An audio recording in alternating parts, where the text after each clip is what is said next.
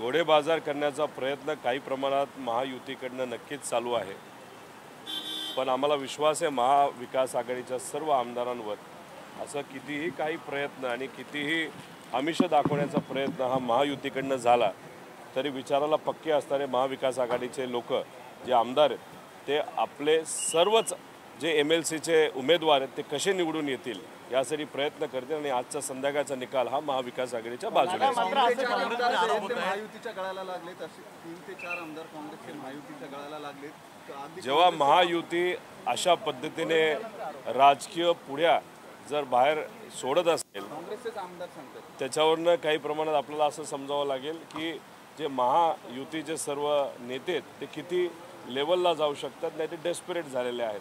पण बघूया काय होतं। नक्कीच कुठं ना कुठं तरी काही लोक हे आमिषाला आहारी जाऊ शकतात, पण आम्हाला विश्वास आहे की महाविकास आघाडीचेच उमेदवार निवडून येतील।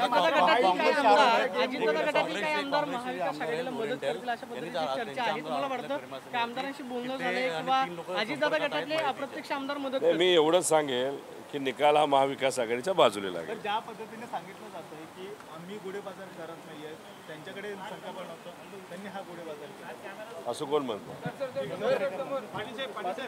त्या संध्याकाळीच आपल्याला कळेल।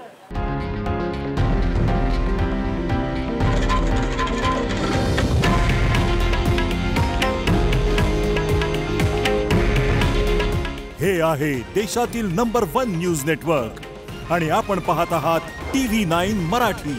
काळजी तुमची, हित महाराष्ट्राचं।